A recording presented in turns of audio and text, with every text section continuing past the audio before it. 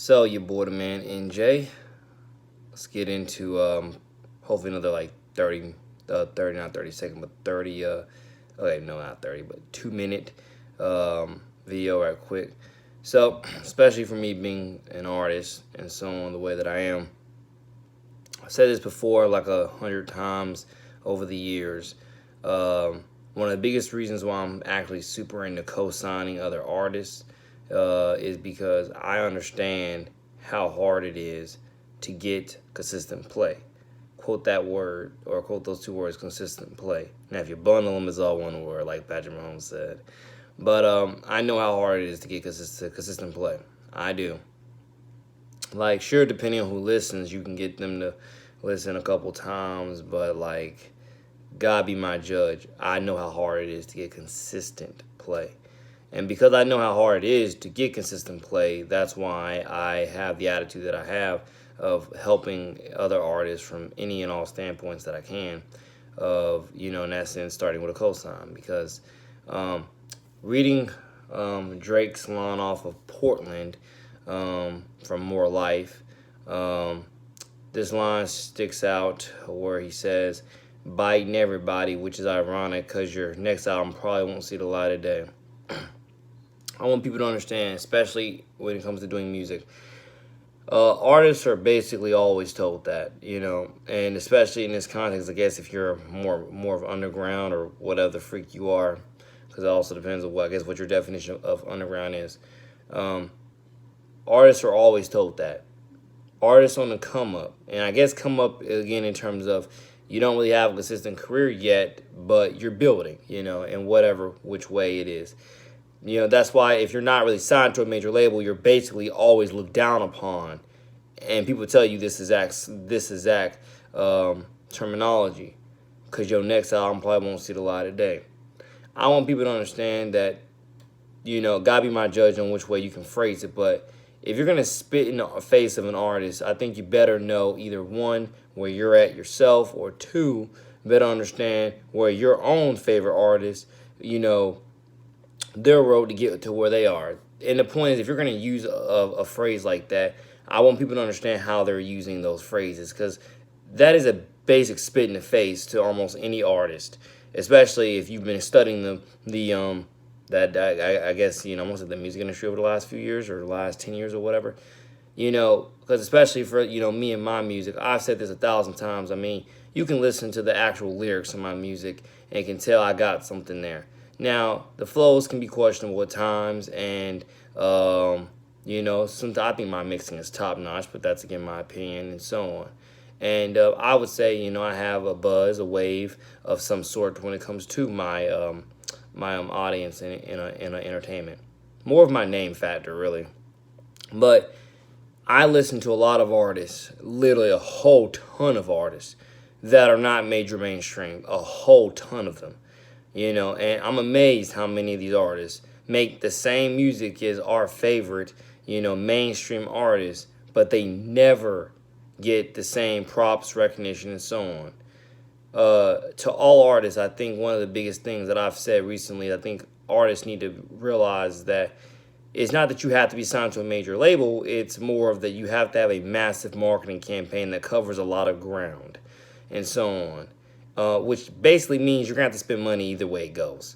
Either way it goes. You're going to have to spend money. You're going to have to do certain shows, do certain commercials, do whatever you got to do in that godly context. Because it's not that you have to be signed to a major label. You just have to have some sort of major marketing backing, major promotion backing. If you can get that, then you'll get at least, you're not going to get to Drake's level, but you're going to get somewhere in that 20, 30, 40 million range, I think so, of monthly listeners, because I'm getting those numbers from Spotify.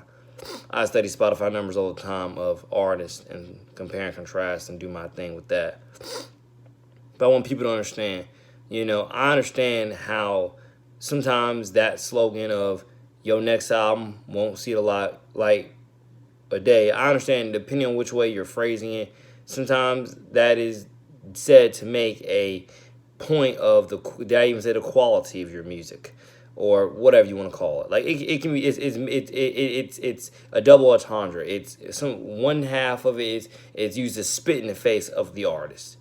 You know, the other half is used to I want to say make some type of point of what it is that you make.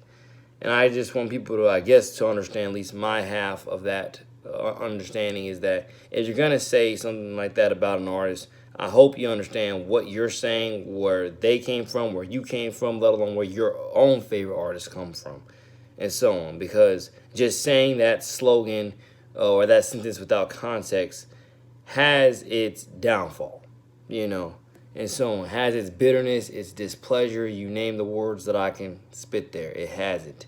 And especially for me as an artist, I can tell people again, I read my own lyrics all the time. I know that if it's based upon lyrics alone, and definitely coming from the rap background of things, if it was, and I said this before, it's like rapping double time, rapping fast all the time is not getting anybody really bigger. Because if it was, you would have tons of artists that rap fast, you know, blowing up all day long. You know, outside of their as I like to call it, their media base, no one really checks for them, and so on. But again, that's also because possibly the awareness of who they are isn't as big. Gotta be my judge of all the ways I can phrase it and categorize it, but you get the core, I think, of what I'm trying to make there. One of the other things that I feel that I think is important for future music and future artists is understand, I think, in order to, other than having some type of major backing, you're gonna have to mix your flows up a little bit, mix your vibes up, make music with vibes. Dare I say, another great way of putting it, make music with vibes, and dare I even say, make music with some type of, I don't want to say special effects, but whatever you want to call it, vibes, special effects. Make some type of music that has some type of extra substance that keeps people coming back in droves rather than just coming back a few at a time. You know, I'm not saying, again, I've practiced everything I'm saying, but I definitely know that when I think about music and how all artists can get bigger, let alone how I can continue to build my own brand, that's some things that constantly, you know, hit me in the head all the time, because I love music, and I definitely can tell you that I'm never going to stop doing music for the larger part if I can help it. And so on, whether I ever reach Drake's level or not. Because everyone who asks me about my music, you know, who are fans of me, I tell them, you know, I'm not Drake. You know, I'm not nowhere near his level. And I'm one of a trillion artists that are nowhere near Drake's level, nowhere near J. Cole, nowhere near Kendrick, nowhere near Big Sean, nowhere near Ed Sheeran, nowhere near Taylor Swift, nowhere near Dua Lipa, nowhere near Sam Smith, nowhere near tons of artists that are basically right there, Shawn Mendes, tons of artists that are basically right there as some of the biggest on planet Earth, let alone just some of the biggest in, I guess, America, or whatever you want to call it, you know, and so on. And gotta be my judge of other ways I can phrase that, who are, again, you know, because again, all those artists I just named are on different levels of being musically big, because some of those artists, they just have bigger names, you know. You know, I mean, I ain't gonna lie, all of them have numbers to back up that people listen to their music, but at the same time, not all those artists are at the same, are in the same number frame, you know, as the next when it comes to monthly listeners. Now, they're all definitely up there, you know, with either over 50 million or close enough to it. Drake, Ed Sheeran, Dua Lipa, and a couple others, you know, they're basically, I know, Drew, if I'm not mistaken, and especially someone like Ed Sheeran, 80 million. Harry Styles, 80 million, if I'm not mistaken. Like, you name the artists that are up there, 80 million, 70 million, 60 million. So you get what I'm saying? Like, either way, almost everyone, you know, everyone and their grandma knows who the frick they are, basically. Let alone all the Martians know who they are. I mean, a lot of different ways I can phrase it, but I think you understand what I'm saying. But just know what you're referring to when you utter phrases and slogans like because your next album probably won't ever see the light of day, because again, everybody started somewhere with their dream. Everybody started somewhere with their accolades. Everybody started somewhere with, you know, whatever career they are currently in now, and so on. And I just don't want people to, again, in a certain sense, you know, throw stones where they don't need to be thrown, just for them be thrown either A, right back at you, or have your own bigger plans blown up eventually. So with that being said, your boy the man NJ to the city, y'all. God bless.